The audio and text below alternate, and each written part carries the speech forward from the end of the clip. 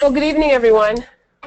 Hello. Thank you for coming out this evening. This is our last scheduled 21 TLC meeting, the 21st Century Teaching and Learning Committee. And as many of you are aware, this year is the first year we've combined our curriculum committee with our technology advisory committee. Both are advisory committees in nature. And although this evening there will be some general information we'll share, it's also an opportunity for you to share back with us and provide some feedback and ideas around some of the topics this evening. If you happen to receive the email, you may have then seen the agenda for this evening. And what we'd like to talk about this evening are the Keystone Exams, graduation requirements for our students at the high school, and then remediation options. And there are some recent changes at the state level that we'd like to inform you about that have in turn then made for some changes with those three areas, the Keystones, graduation requirements, and what we need to do with remediation options. We'll segue from there, from high stakes testing and the accountability of that testing on us as a district, to what's actually happening in our classrooms. It's not just about preparing our students to demonstrate proficiency on these tests. That's extremely important. But there's lots of other things happening for our students in classrooms, and we'll take you to the BYOD pilot, which we talked about at our last meeting, where we now have classrooms of students who are bringing their own devices to school, and teachers and students are shifting the ways in which the activities in classrooms are occurring, so that teaching and learning are looking different in some of our classrooms. So we are still very much aware of what our students need to know and be able to do to meet the requirements at the state. We are considering some of the other skills and the important things that they need to be prepared to be college and career ready. So I always appreciate if we can go around the table and introduce ourselves and maybe share our connection to the district if you're okay with that. And Randy Bennett, if I could start with you, that would be helpful, and then we'll go right around. And we'll just take a minute to do that. I figured I was safe. I wasn't on the right. Keep you on your toes. My name is Randy Bennett. I'm a community member. I used to be a board member, but back before that, I got started with the district on the Community Advisory Curriculum Committee with Sally Hildebrand. So I'm sort of bookending my term. My name is Cindy Lewis. I'm the lead principal here at the high school. I've been in district 9 years, 5 years the lead principal. Marlene Barrett. I'm an English teacher, 9th grade. I also teach a Keystone remediation class. Hi, I'm Trish Reese. I've been in the school district 15 years. I have an older son that graduated from PV High School 2 years ago, and I have a sophomore. I'm Janet Moran. I've lived in the area for 20 years. I have a son that is in 10th grade at the high school, and I also have 2 sons that have already graduated from PV. My name is Aijun Yin. Yeah, we just moved here last year. So my daughter is in high school, 8th grade. Oh, 9th. Okay. Nice grade. Sherry Basidu. I have one son who attends Skip Back. He's in 5th grade, and he'll head to Middle School West next year. Hi, I'm Kim Boyd. I'm the principal at Middle School West. I'm also a community member, and my children came through Perkins Valley, and they graduated a few years ago. I'm Annette O'Boyle. I'm from the community, and also I substitute teacher sometimes. Ann Manty. I've been in the community 22 years. My kids graduated in 2012. I'm Seamus Quinn. I'm the principal at Middle School East, and been in the district for about 9 years, and I have children at Evergreen East School. Kristen Kozlowski, Director of Technology here in the school district. This is my second year here, and I also have a son in the district who's in 8th grade at Middle School East.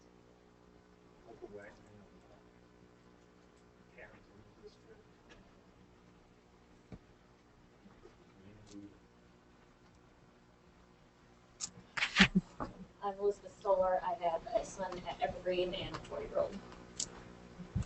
Hi, welcome to our meeting. And if you'd like, if you're comfortable, please come up to the table. We were just going around the table for introductions, so not to put you on the spot. Thanks for joining us this evening. don't always get a large number, so we thought maybe we would facilitate conversation by coming around the table, but it's nice to know we have to squish a little bit because it's nice to have people come out. I don't want to, I would be remiss if I didn't introduce Dr. Cliff Rogers, who is our superintendent. He is here in the back.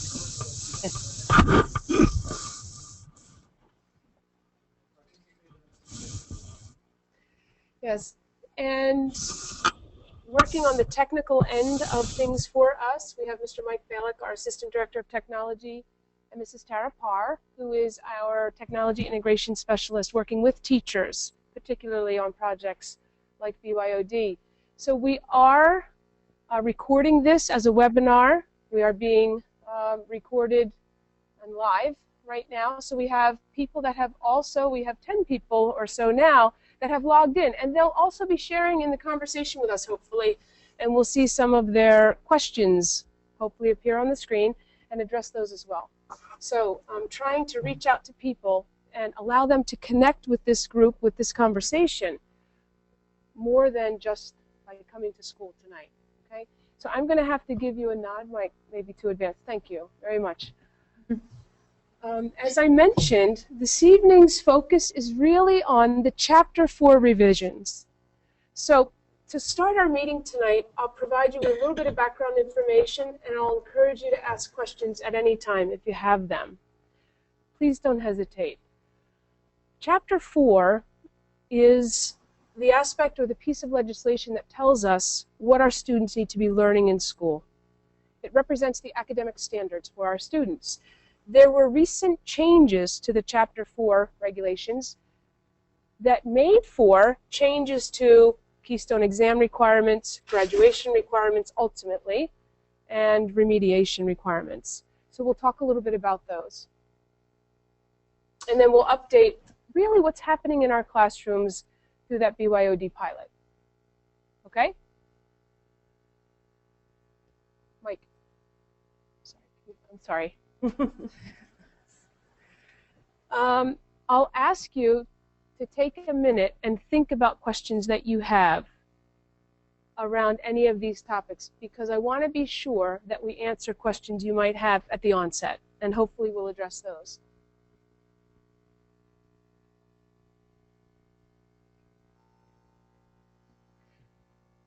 Let me start with what the Keystone exams are. In the past, if you have older students, we administered the PSSAs in 11th grade and high school. Last year, the state required us to administer Keystone exams in high school and eliminated the PSSAs for our students. With the Chapter 4 revisions and the changes to the legislation, our students must now demonstrate proficiency on 3 Keystone exams to meet their graduation requirements. So the state is telling us, schools, you need to go to your board of school directors and request that they approve the proficiency on these Keystones becoming a part of the graduation requirements.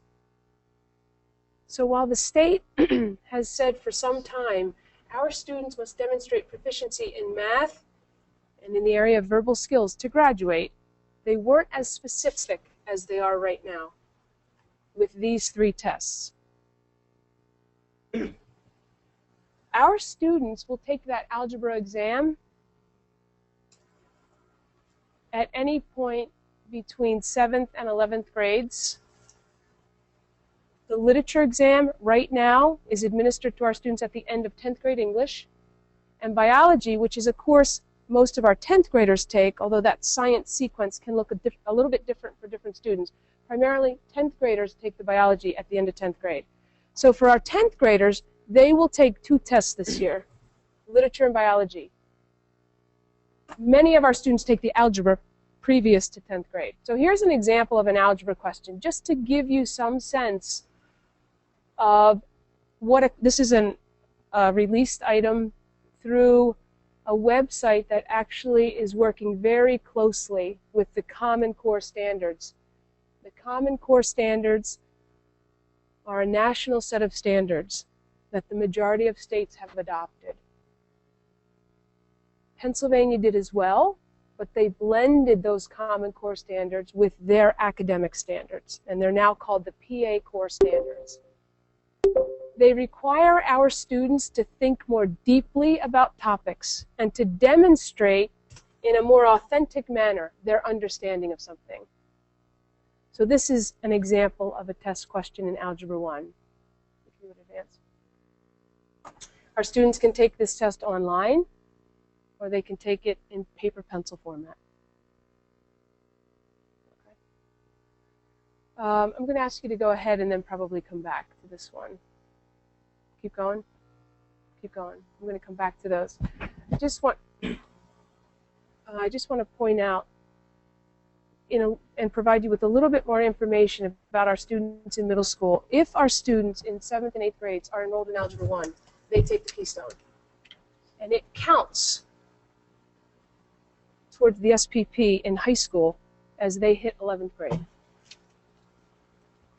So the state actually banks that score. It saves it for our middle school Algebra 1 students. There is additional data our state is interested in, and that data is how our students grow academically. So middle school students that take the Algebra 1 exam, their data contributes to how well they're growing.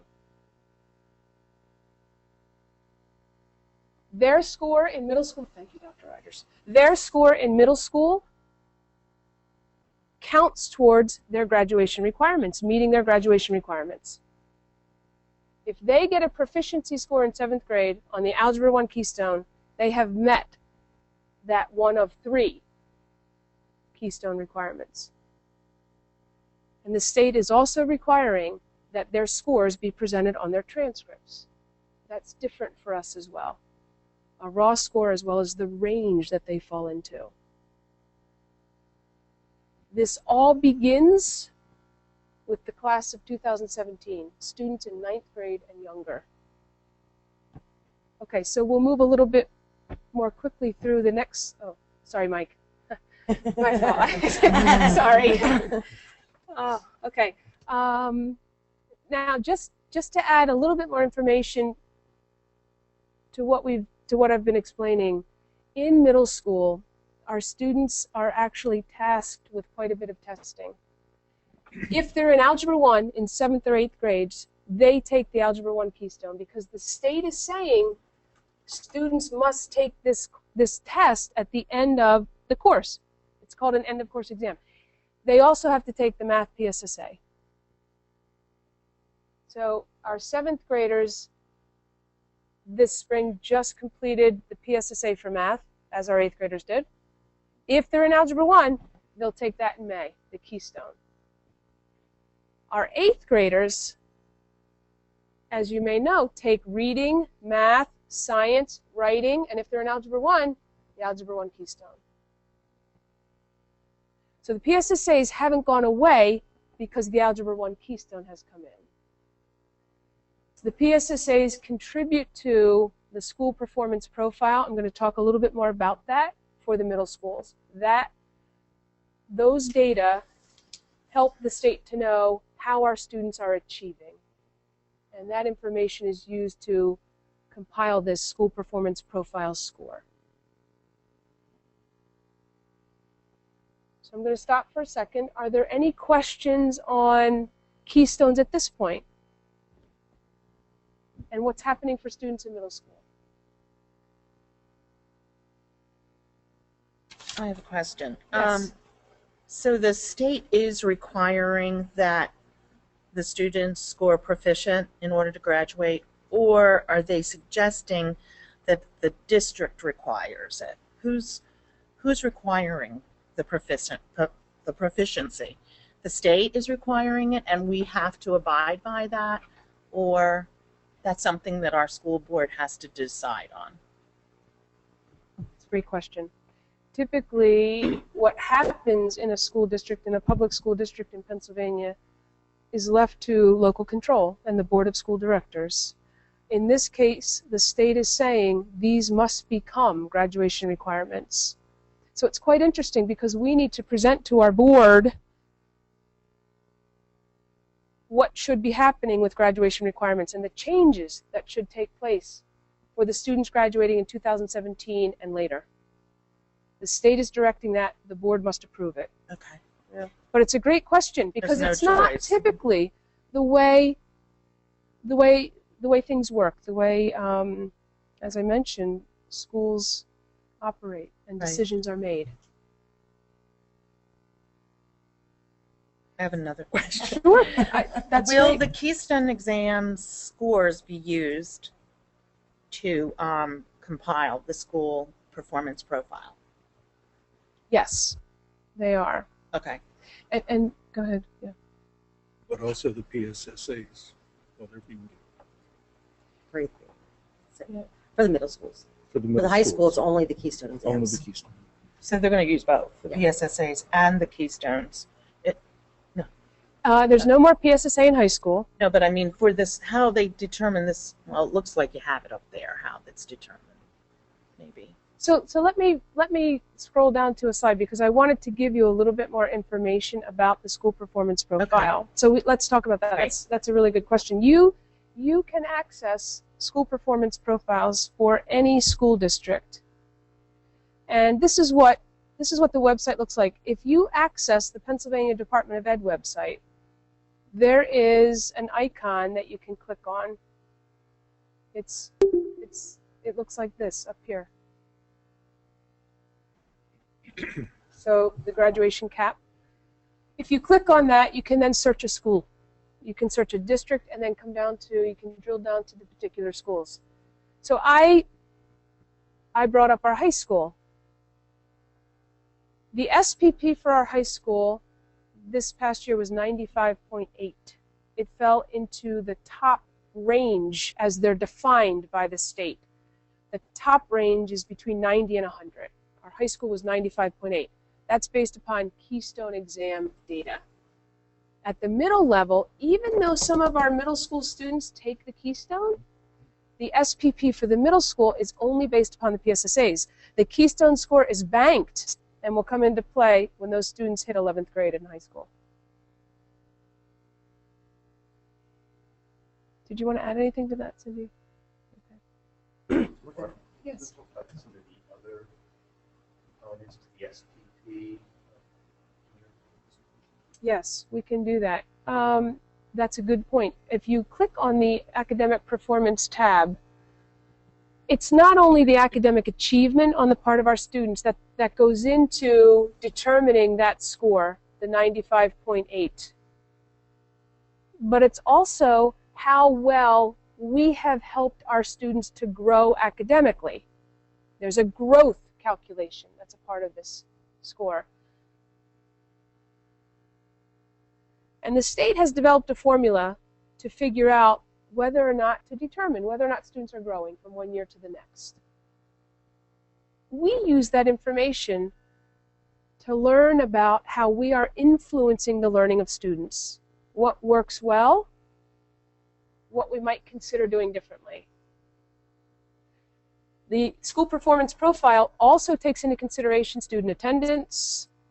It takes into consideration graduation rate. Program offerings, we can receive credit for the number of students that participate in AP exams and Our SAT scores. SAT scores, thank you. Excellent. So the state is now considering more data as it presents that profile score for a school.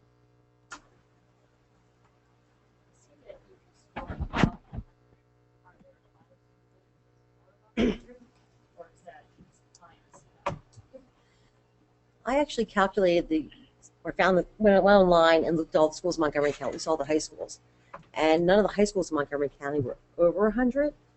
I mean, there is extra credit. You get extra credit for the percentage of students scoring advanced on the Keystones, percentage of students scoring higher on things like AP exams. But I think every one that I saw, at least in our county, was under 100%. But that won't necessarily be the case in the future. Correct. Now that we know what the targets are, and this is the first time that we learn this, we have an idea of what the state might expect us to be doing. And closing the gap is one that isn't currently measured in that 95.8 because there's no gap yet. But there will be some sort of discrepancy between that score and whatever we have this current school year. So closing the gap is extra points. There'll be opportunities to include tech school scores, which presently are not included because of a way that our tech school, the North Montco School, is measured. So there's lots of different things that will change. So yes, I predict that maybe one of our schools will be over 100 this year. Good question. So any other questions on the school performance profile?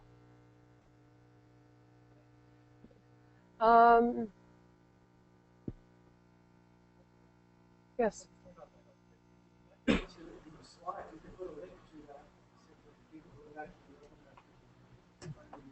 Yes, so we'll do that. We can post this on the 21 TLC page, which is on our website, through the teaching and learning link, and we'll put that link so that it makes it easier for you to access if you're interested. Thank you.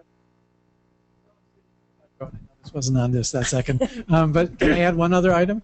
Sure. Which is we have publicized something that's not actually public knowledge, but there is now a district performance profile too.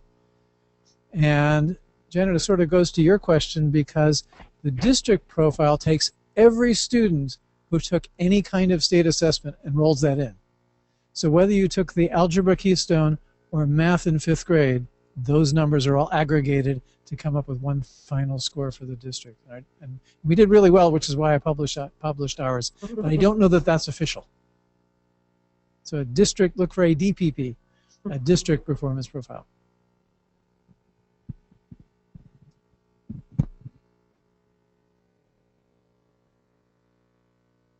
We talked a little bit about these points. We will be proposing to our Board of School Directors, the high school team, and I, along with Dr. Rogers, new graduation requirements that would include the Keystone exams, proficiency on the Keystones, and scores printed on the transcripts.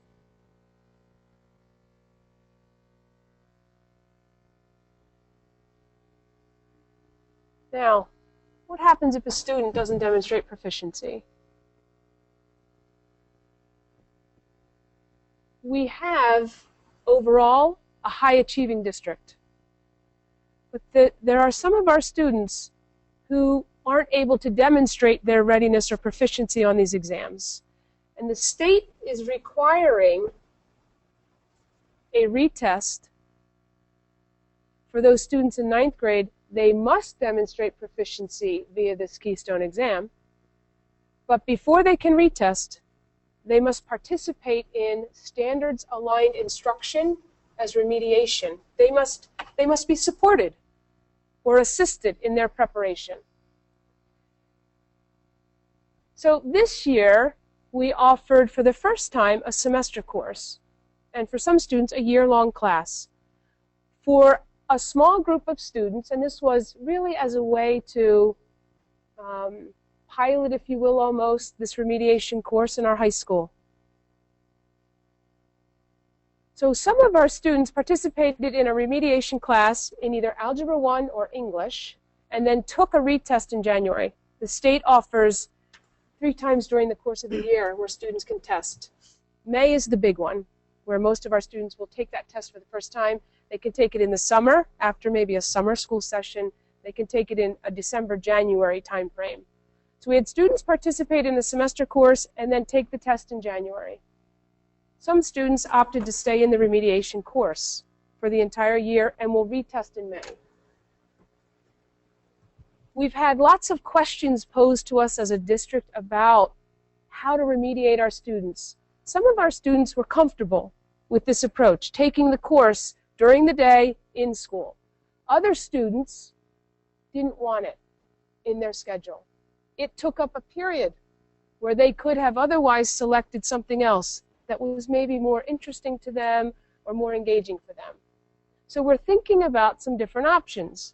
So that's a question I'd like to put out to the group. If you have ideas about that, we've had some conversation about it on our website. We have some thoughts about it. I don't know if some of you have been directly connected to this and have thoughts that you'd like to share or that we can explore. I actually taught, I'm teaching currently the literature. Definitely like the idea of doing it as a semester. It puts, as opposed to the year-long class, it puts a little bit more emphasis on the class, a little more pressure on the students to really excel.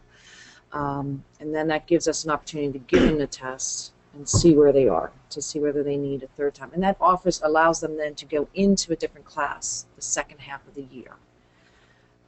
I also like the idea that maybe we offer something virtual as an option for the students who don't want to be in class, in school, doing that. What that looks like, I'm not sure, but certainly there will be students who would rather do it outside of the class, outside of school. So something, on the computer with teachers overseeing it would probably be a benefit to some of our students. But we also did it every other day for a year. This past year with the winter and the snow, it just became very disjointed.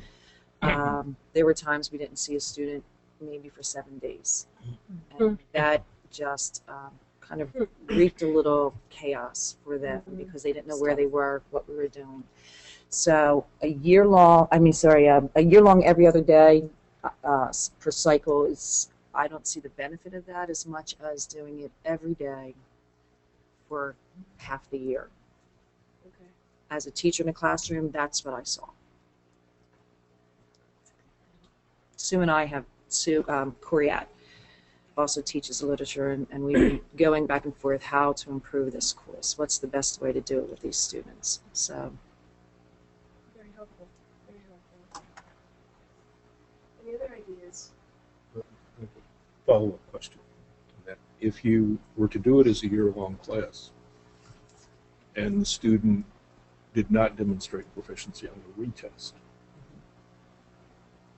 that would mean that they'd have another year to wait to be able to retest. They have the option of doing it in summer, correct? At that point. So now, I don't know the answer to this, so I'm going to throw it out there. Do they have to remediate? That's the Chapter question. 4 regs say that students have to be in remediation until they can demonstrate proficiency. So that's another question that we have as well as for the group. How do we do that? What are the ways that we can do that? One of the problems that we have as teachers is that they take the test in January. It's now April. We don't necessarily, the parents don't necessarily have the results either. So how do we know, have they passed? Do we keep them in? And that is one of our big issues here, as to how we do this. I'm glad I'm solving some problems here. Just keep throwing those problems out there. Question. Yeah. The timing of results coming in, so we can let parents know, is an issue. We don't necessarily get them back soon enough. If we get parent reports back soon enough, if we got them back December or January 30th, we could let the parents know February 1st. But we have not even received parent reports as of yet. So it does make it difficult and does present some challenges for us. Here's a question. Are the Keystones available as on the computer online, where we might be able to get the results faster? From what I understand, the results would still come in at the same time frame as the paper pencil. Okay. Because we did look at that as well. Because then if the remediation kids could do it, then we would know. That's our biggest struggle here as a teacher. We do it for half a year, they test, now we don't know. We don't know for 3 more months. So what do we do with them? Do we put them, keep them in the class? Well, if they've already passed, that's... Right. And that's part of the reason why we said to the students wanted to not be in. And Cameron, we put another course. Right. Because there was no point in having them sitting there. Right. And we did do that. While waiting. So a lot of the kids, we did speak to the students and say, there's something else. These are the periods, these are the courses that are available. Would you like to take one of those courses? To give them that opportunity. What's the percentage who demonstrate proficiency on the retest? We had, all of our, how many students do we have? 20? We had 53 altogether between the math and the literature. The majority of the literature, I believe, passed. There were some of the math that still were close. I mean, they're getting closer and they're moving closer. I think I had 2 students that did not pass, but they are so close. That's the issue That's we're the thing. talking They're, about. they're getting they're so close. But as parents, we don't know that yet. I do Right. know I reached out Right. to my son's counselor, and she was kind enough to say, no, sorry, that Right. didn't pass, but I have no idea what, where, by how much. I haven't let my son know this yet because I don't know enough about it. Right. The only concern I have, I don't have answers. I'm not in the education field, so I don't want to say anything and have people kind of roll in their eyes like, oh, that's not an idea, I can't pretend to have the answers.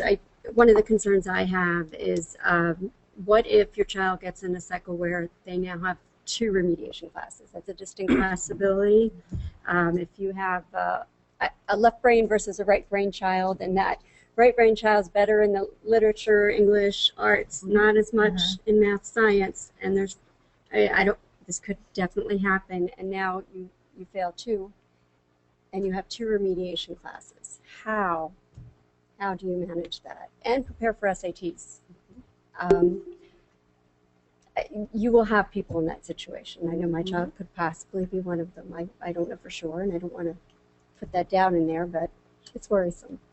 So, sure, if there's 3 tests, Right. someone Sure. could not be proficient in 2 yeah. of the 3. And those are things we're trying to be thoughtful of as well. And that's why part of why we're having discussions tonight, Yeah. too, to get your input, because those are things that are really important. And how do we do that? Right. One of my kids was not proficient. He would have a tutor like the next day. Is there some way? I did that already. Is And there it didn't a work. way to, like, what are there like tutors somehow? okay. Can they know what they're doing? Like, is there some way to get a referral or like? Another because great anybody could question. Say, oh yeah, I can tutor for for the Keystone.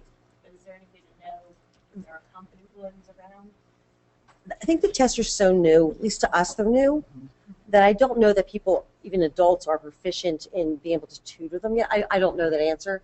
I've been playing with the Keystone test since they first originated, and I think I have a fairly good idea now what's on. I used to teach math, but I don't know that teachers have seen them enough or seen practice problems enough. It's a fairly new test for everybody in the state, so I'm not sure that there is a bank out there of tutors that can say, I know the Keystone test inside and out and can really guarantee, like for SATs. Right. There are SAT people that say, I'll guarantee you go up 50 points or 100 points or whatever in the SATs. I'm not sure that exists at this point. I think in the future it will. I'm not sure right now that it does. We ran into that exact situation. We've gone through 2 rounds of tutoring out of our own pocket. And we're told, well, we're not real familiar with this test, but if we printed that thick booklet that's online to give these tutors an idea, and it still didn't click. And I think part of it is they don't know what's on the test. So my son wasn't prepared for terrible at word problems. That comes from me, like the one he just put up there. And I was an excellent student, but could not do that. And what he told me is, he said there was one word problem that if you missed the first one, you missed the entire thing. He said, Mom, I failed that complete part. But the tutor wouldn't have known to teach in that way, to focus there. We wouldn't have known that that's what we needed to focus on. I know there's anchors, and we gave the tutor these anchors, and this is nothing against the tutor. It's just not knowing how to prepare. It's just like if you were going to take a test tomorrow, you would prepare differently for an essay test than you would for a multiple choice test, right? So it's the same sort of thing. So that is a very valid point. We got trapped in that. We spent thousands out of our own pocket. The Keystones are also very secretive.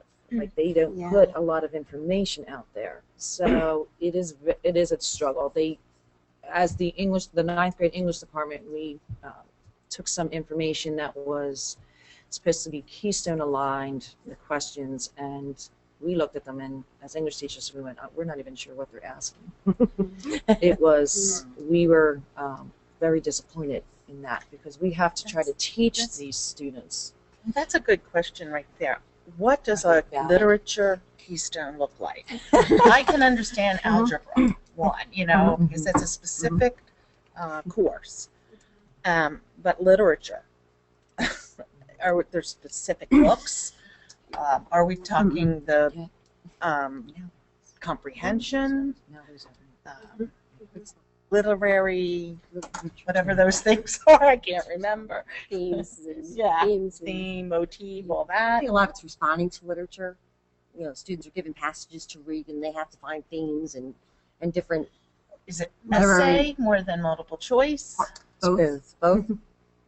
And I think a lot of those themes then actually are repeated in our 9th grade, 10th grade, 11th grade. Mhm. Of course, I mean, the materials we use obviously are different. The different resources we use in those grades are different, but those concepts of different literary functions repeat year and year. So the students are getting reinforced each year they take an English class here at the high school.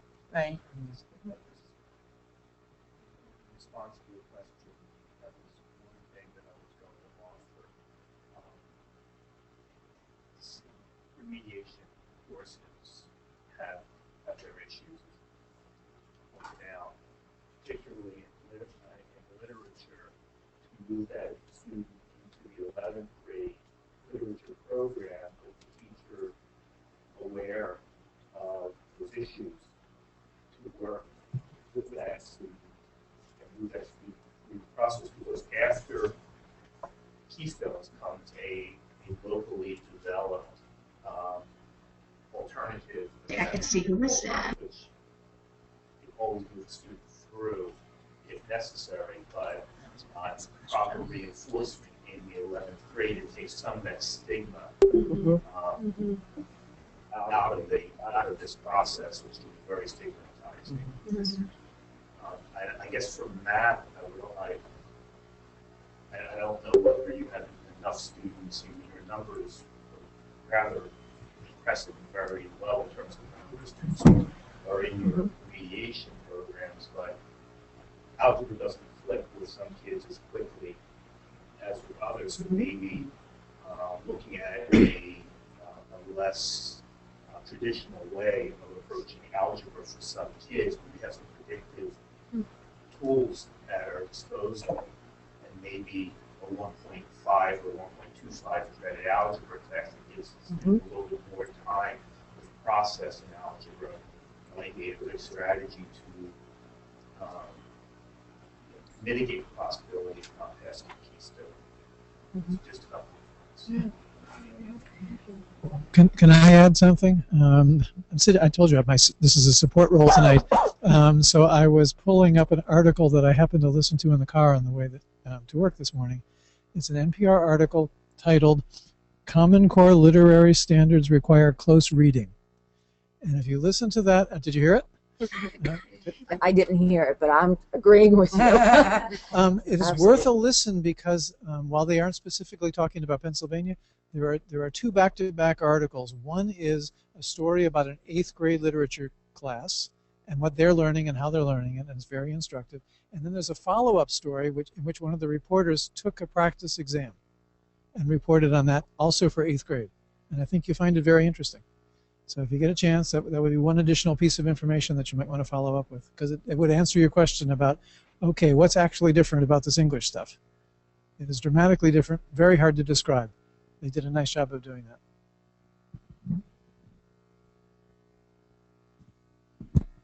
Does the state allow any flexibility in how a test is given to these students once they have not met proficiency and have gone through remediation and has not met proficiency? I mean, the state's going to have to let go of them eventually. You know? So are they coming up with any different ways of demonstrating proficiency, or like, testing in a the questions to ask. The state actually has prepared some project-based assessments, which students work through. They're computerized and they work through. To be honest with you, it's word problems such as this that take you through a whole project. So, for example, it could be, Mrs. Boyd's getting an apartment, and all the things that go into getting an apartment, and then figuring out her bills and her rent and things like that that are applicable to algebra, or if it's a literature thing, it's figuring out literature things, or even biology. And students are actually eligible to take that project-based assessment after they've not passed twice. Okay.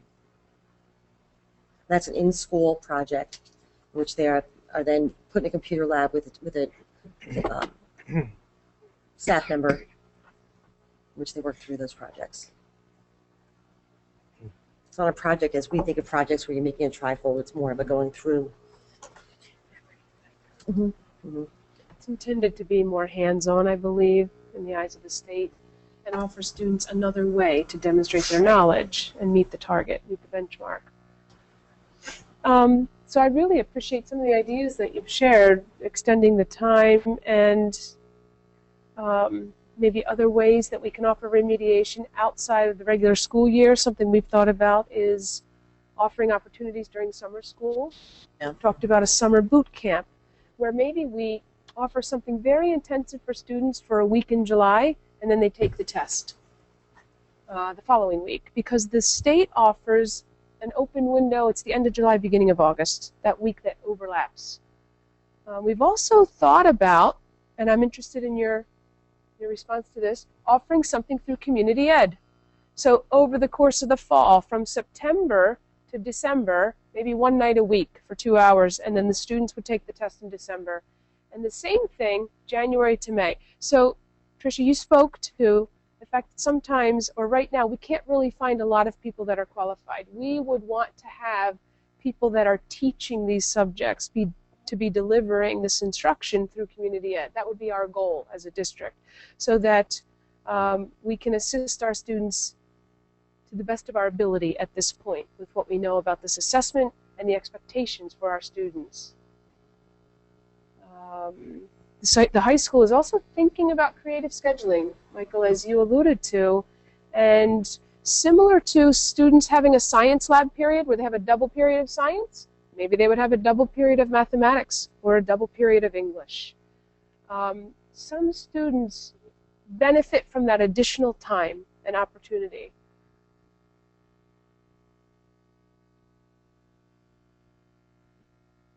Any thoughts?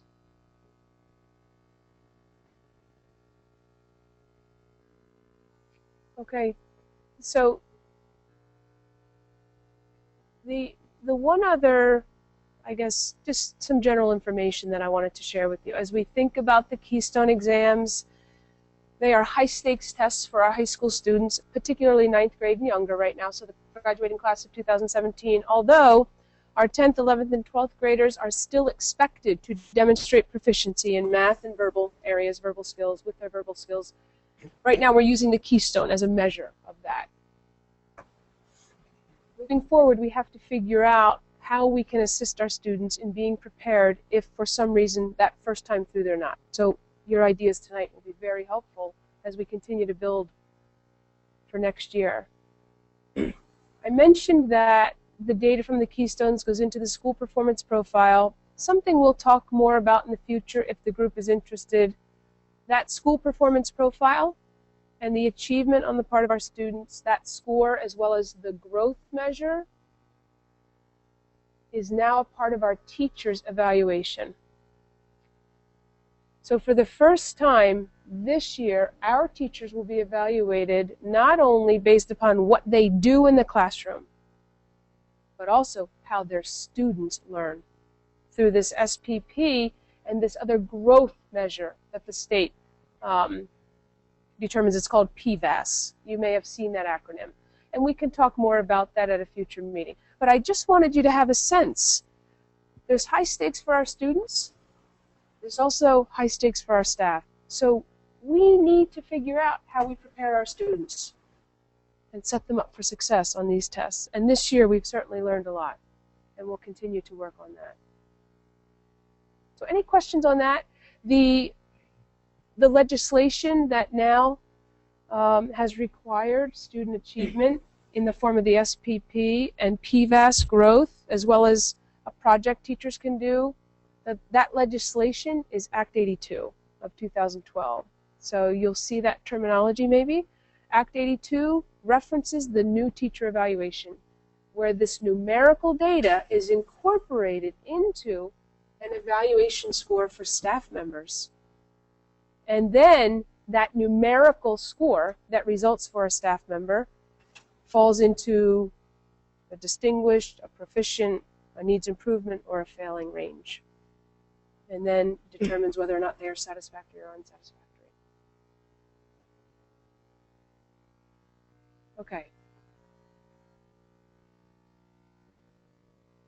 Any questions on, I'm going to go back to the slide where you had an opportunity to think about that, if I may.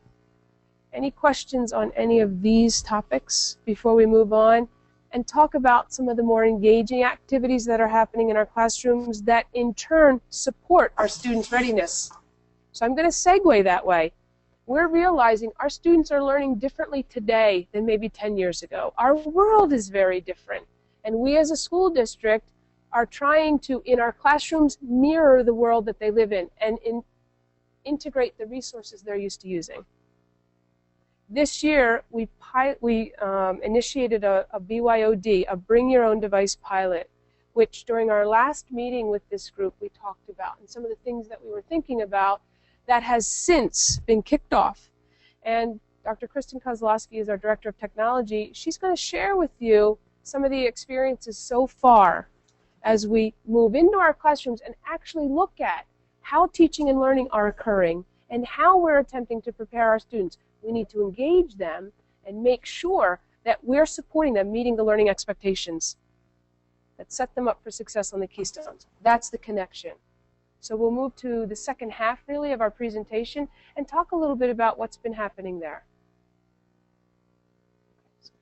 Thank you. So I love this graphic just to start off. This is from a fourth grade classroom that we've been working with this past week. And I'll talk a little bit later about the great things that she's prepared for her students. But I know when we first started talking about this, this is sort of what people were thinking.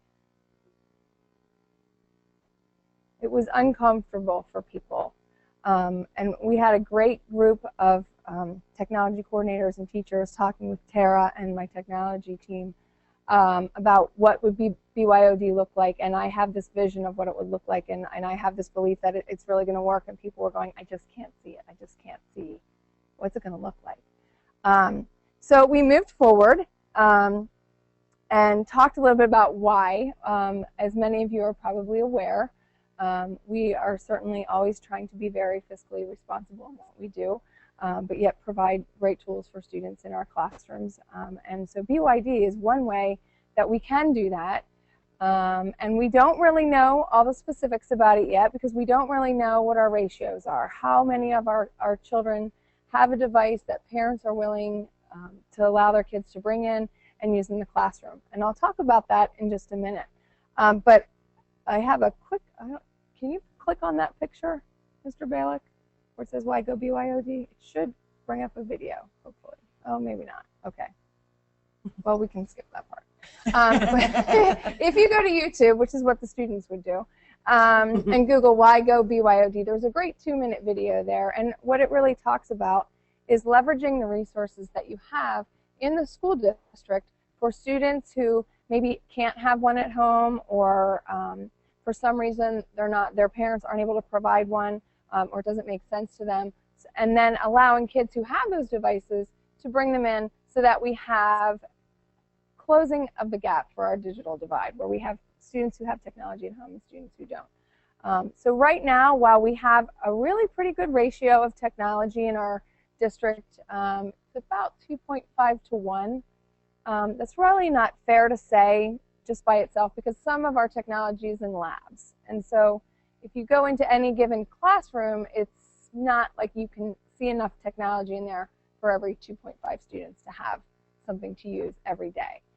So that's something that we're really trying to look at and figure out and support our teachers in moving forward with. So we had a number of goals for our pilot, and that's exactly what it is right now as a pilot. We don't have it everywhere, and I'll talk a little bit about our progress to date.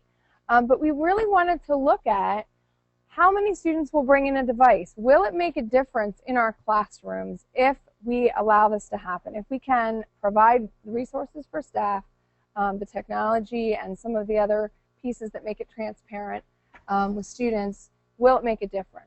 And so there's really no way to know that unless you try it out and see. And what we're seeing, which is really amazing to me, is we have 50 to 60% of our students in all the classrooms that we've rolled it out in so far who bring in a device that's usable for classroom instruction, which to me was pretty amazing. You know, I was kind of hoping for about 50%, but to see that as a real strong average so far, I think has been really amazing. So that's giving us some data to look at how can we get to that one-to-one piece where technology becomes just like the pencil for our students. That's an analogy I like to make often in our district.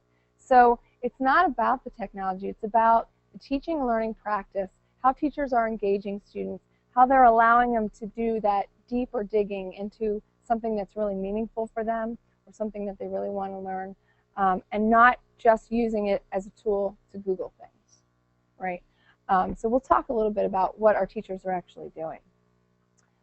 We also are trying to look at curriculum tools that cross all devices. So we know if you look around this table, it's probably not a great example because I believe I see only iOS devices. Possibly, is that that's iOS device that you have? A laptop back there. Okay, so we have a laptop back there. So on Samsung, perfect. Okay, so we want to look at tools that, just like a pencil, it wouldn't matter to teachers what tool the student has, it makes sense for them. So one of the things that we've put in place in our district is a Google portal. That's an internal portal. So if you're familiar with Gmail, but it's only for our students to share with their teachers and other students within the district. So it's a safe place for them to learn and collaborate and use 21st century tools without being exposed to the rest of the internet. So this tool actually can be used from any web browser. There's an app for it on the iPad. Don't believe there's an app on the Windows tablet, but they can use a browser device there. So those are the kinds of things that we're helping teachers and students to understand how they can use these tools in their classroom. And then we want to look at professional development needs. Some of our teachers, I can tell you, this 4th grade teacher was ready to go. She did more research about things that I hadn't even thought about yet, like no devices in the bathroom signs, you know, which might sound silly, but I had a parent say to me today, absolutely, because kids will drop their devices in the sink, in the toilet, and then what happens? So simple rules like that make it very manageable. And then also create some best practices for those teachers who are not as comfortable in that environment, and kind of letting go a little bit to see what happens and what kind of environments it can create in the classroom. So those were our goals. And we started out at Middle School West. So thank you, Mrs. Boyd, for your support in that, with a 7th grade team. So we didn't start as small as we had originally thought because our teacher was ready to go, and he said, why do it with one class? Let's do it with all my classes. So we thought that was great. And thankfully, to our school board, the year prior, we spent a lot of time and energy working on our backbone resources, so we upgraded our wireless so that we were able to do that this year.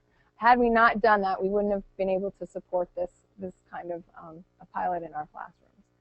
And so what we found, you can see up there all the devices that students brought in. Out of 120 students, we had 78 devices that were usable devices in the classroom. We did have a couple iPods, iPhones, which for the one particular activity that we worked through, screens were a little bit small. But for the most part, the students had devices that could actually use the technology, which was pretty amazing. In this particular classroom, we also had some iPads that we could supplement. So students who didn't have a device really didn't look different. They had a tablet-type device that made sense to kids. So they didn't stand out as different. You know, and there were some times when a device may not function exactly as they thought it would, and so they would put them on a different device. Very simple process for the kids, I have to say, observing it firsthand. We had a number of our team out there, and I was out there 4 days in a row with these kids. And one of the things that, to me, as I was thinking about the pieces that I wanted to share with you this evening, that I think we underestimated, or at least I did, was their comfort level with the device. So there's not as much of an implementation dip in terms of when we take students to a computer lab and for the first time they're using a new piece of software and they're all excited, and you sort of have to give them a little bit of playtime so they can apply. I mean, in all the instances so far, we've really seen kids on task because they know the device, their device. They're comfortable with it. They know how to get to the wireless screen before we're even directing them, going, okay, which network do I get on and which login am I supposed to be using? It makes sense for them. So that's pretty amazing, I think, that that they're that comfortable. So what we did in this particular classroom was we didn't use it for research, and here's a couple pictures just to take you right into the classroom. That's Mr. Malloy there. He's one of our tech support specialists, and two of our students working with him to get joined to the network. And yes, on the right-hand side there, it does say Alienware. That is a real kind of laptop computer that we were able to get on our wireless network. So we can say that we actually joined an alien to our network. But PC-based, Windows-based laptop. Those were probably our trickiest devices because there's a lot more management that families have installed on those types of devices versus a tablet device. So a little bit more challenging for us in terms of connecting them. Once they're connected, they're working just as well as the other devices. A couple other things that we found with some of our devices, especially the laptops. Now this is middle school, so we have about 6 laptops, I guess. If they didn't have the most updated browsers, those types of things, those were a few challenges that we ran into, and we would ask students, please go home and ask your parents if you can update this on your laptop and bring it back again tomorrow. So working with the students like that, and making sense to teachers that, okay, this is a different kind of homework, but it's homework. If you want to use your device in class, you have to come prepared just like you would, with making sure you have a sharpened pencil, that kind of thing. Here's another example. This was a student who brought in her laptop on the left here, and then on the right, so we have some iPads. I think you can see another laptop in that particular picture. And what the students were doing here was an activity to demonstrate their understanding. So they were doing a little bit of research, needed to use the internet for that, but then they were using a product called, oh my gosh, Educations, right? Yeah, sorry. And it's an app for the iPad, and it's also a web-based resource. So if you didn't have an iPad, if you had a Samsung or a Windows tablet, they were able to access the same lesson because their teacher was able to create it on their device, and then create, well, a lot of students were doing pictures, they were labeling, and then they actually have a voice recording component. And I'm not sure this part will work for us. We do have an example that Mrs. Parr created. Is that link live? So we can click on it. Just to give you an example of what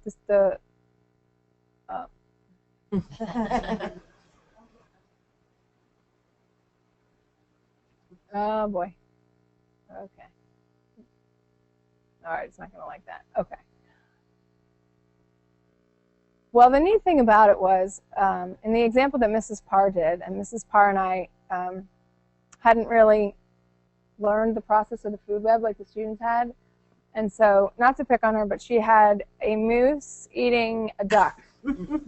So we actually both didn't even realize what was wrong with it until the kids pointed out to us that, moose don't eat ducks.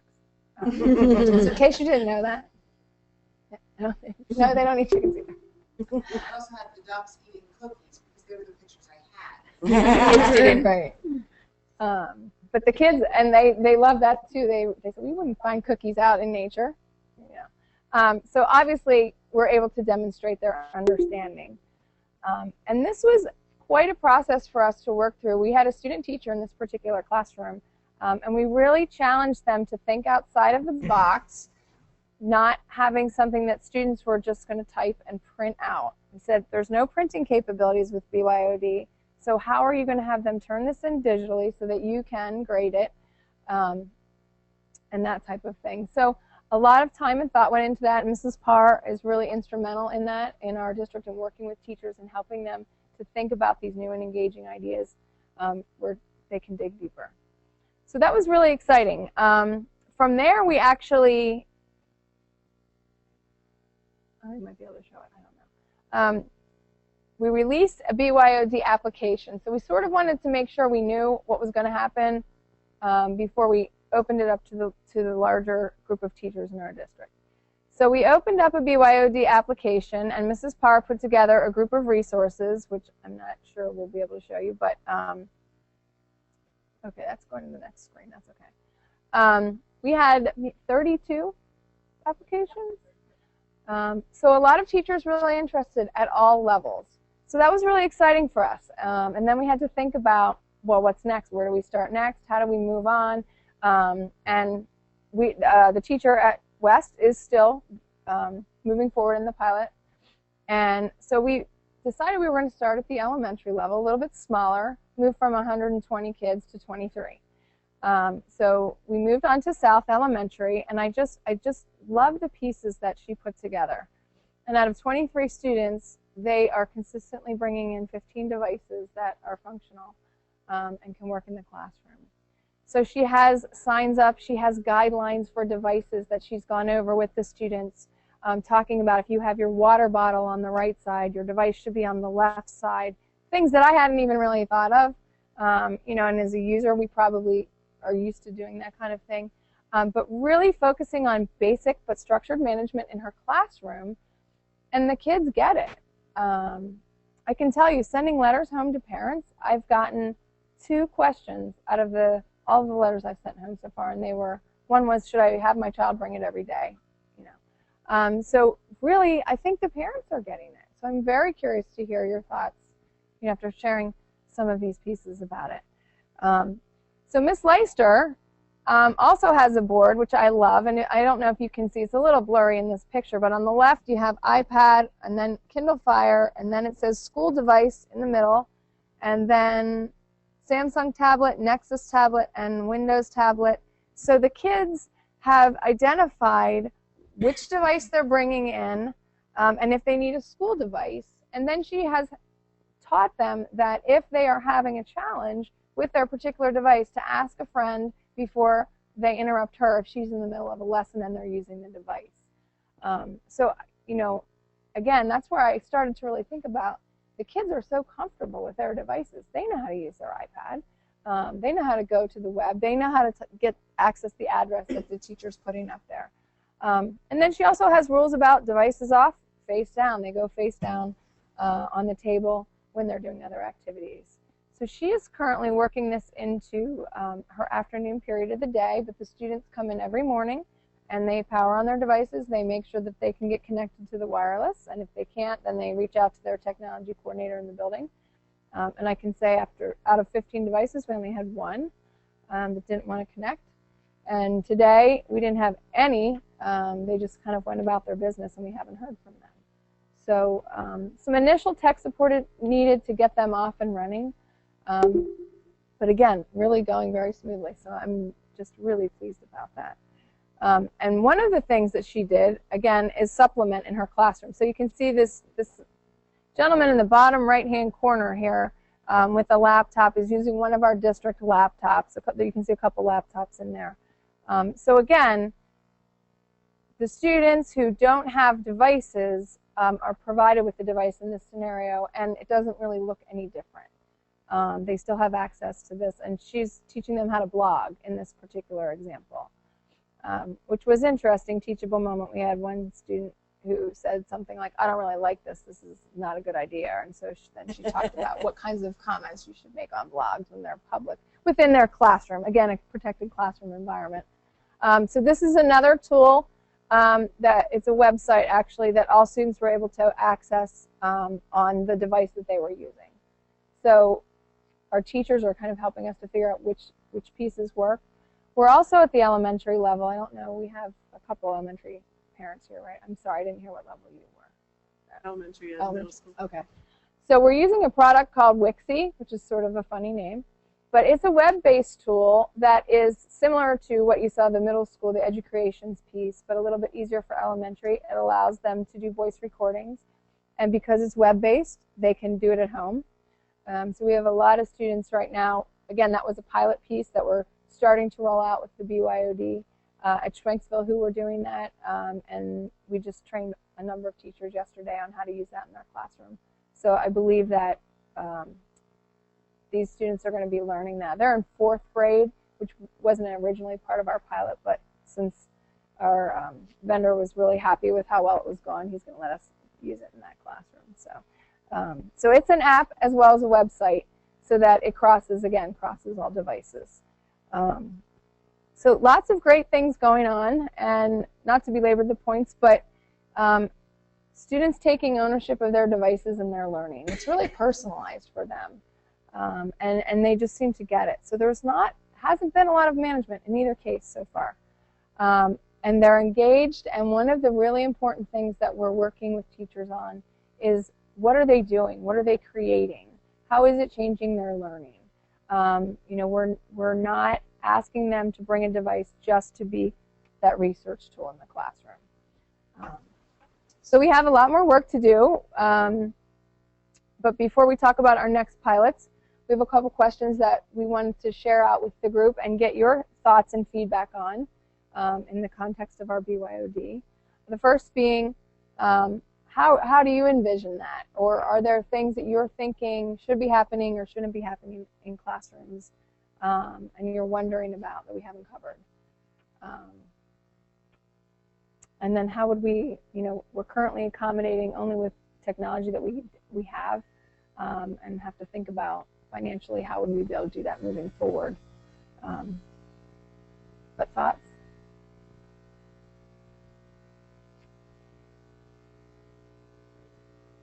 Yeah.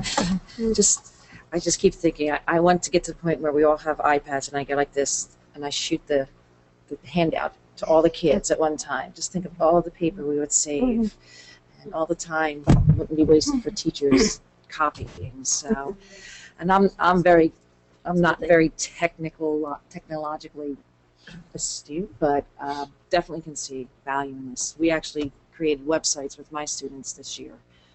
Took their research projects and put it into websites, trying to prepare them for what life will be like in college and into high school, into the workforce. Again, I just have 9th graders, but I can see the value of all of this being put forward, going forward.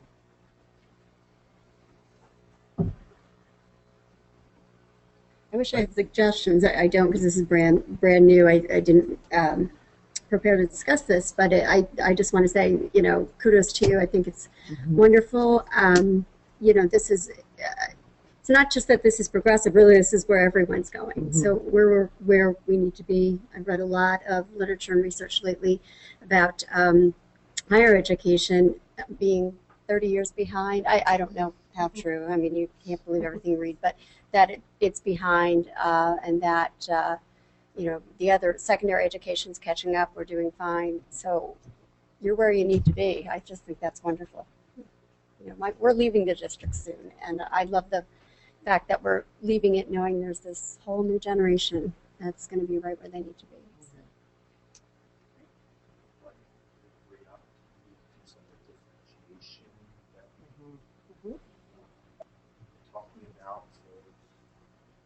Talking about for instance, take advantage of some of the higher ed school prices with access those online courses.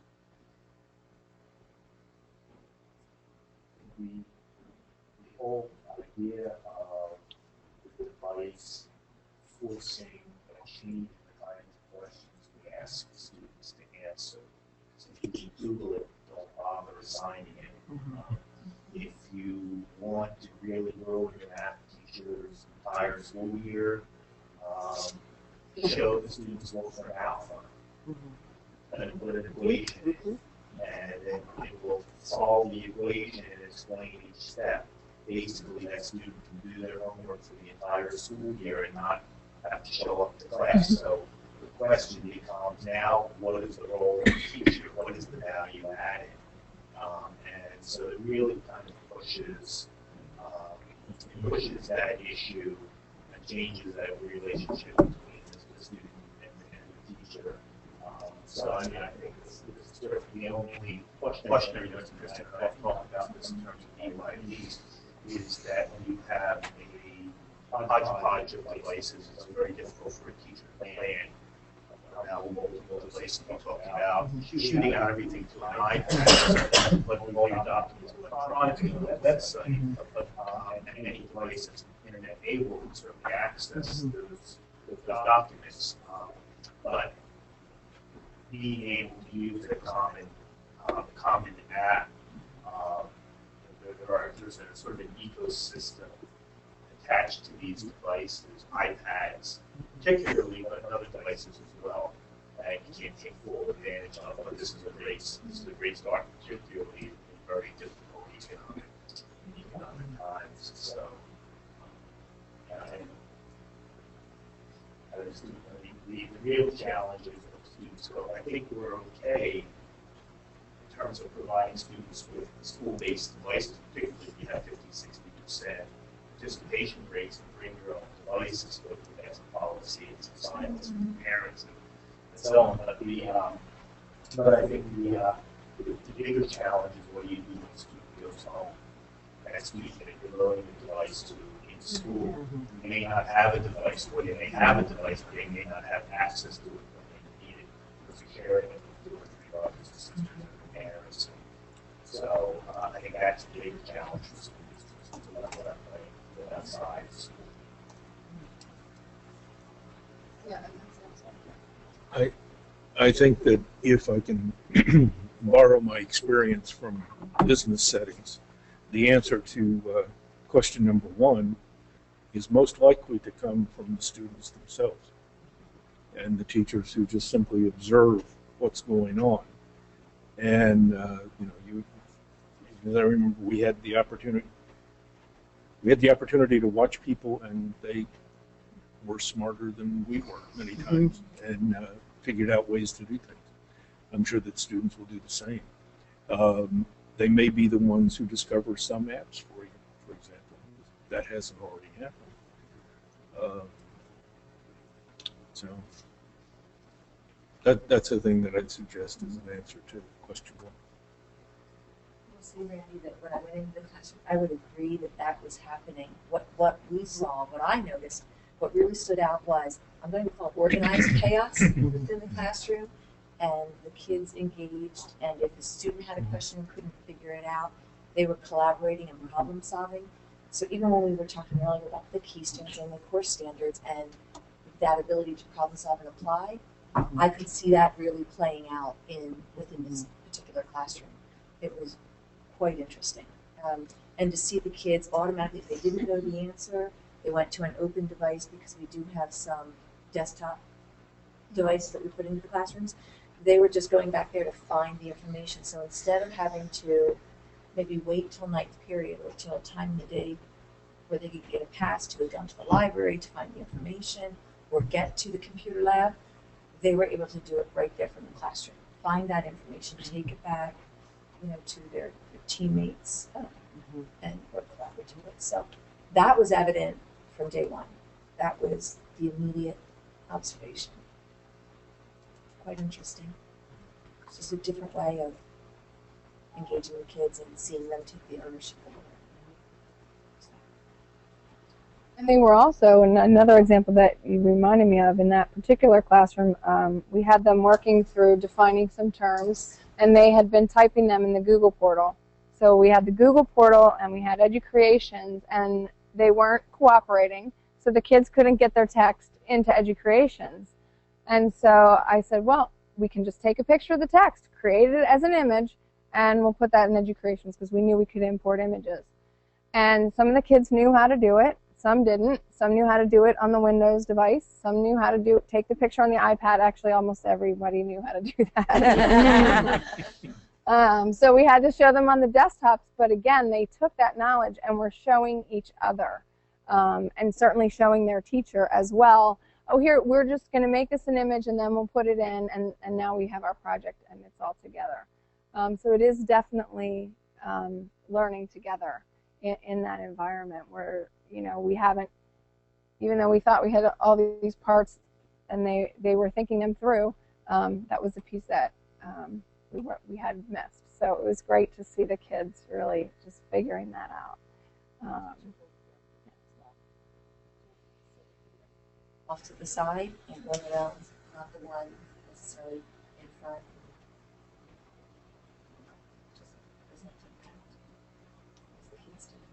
And I have to commend our technology department too, because they worked very hard for about 3 months to make sure that it was easy for kids. It wasn't this long, arduous process to get connected. They see the network, they pick the network, and then it asks them to log in, and it's the same login that they use for everything else. So the kids didn't have to remember a different password or create one, and it logs them right into our filter. So they are filtered just like they would be filtered on any device that they would go to that's owned by our school district. So they're just as protected on their devices when they're here, when they're on our network, as they would be on a regular computer. Other thoughts or questions?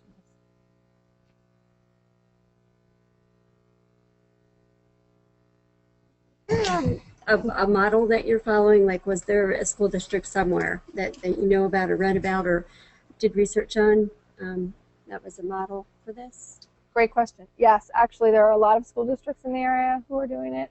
So Mrs. Parr did a lot of research on that, and the one website we put together for our teachers really sort of address all those questions, and we send, when we launch it with a classroom, we send a letter home to all parents talking about the digital citizenship, the responsibility.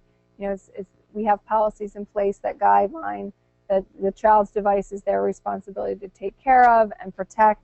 So we go over those pieces. We remind them about the acceptable use policy that they all sign and verify at the beginning of the year, that 17-page document that everybody reads. Yeah. So, you know, those, I think, you know, initially we tried to be very prepared going into this, and a little nervous, thinking what didn't we think of, or what if, you know, the 99% are going to follow the rules, what if the 1% doesn't, and how do we manage that? And we had the opportunity to participate in a symposium at the intermediate unit, Montgomery County Intermediate Unit, with districts who had done BYOD and who had done one-to-one. So we got to hear their stories about how they had been doing it, some for about a year, and, you know, what their struggles had been and how they moved through the process. So I feel we were really prepared for those pieces, and I remember one of the people presenting said, you know, most of the incidents that occur are behavior. They're not device incidents. They're, you know, and with just like anything else, the fourth grade teacher has a 1 strike, 2 strike, 3 strikes you're out policy in her classroom where, you know, she's gone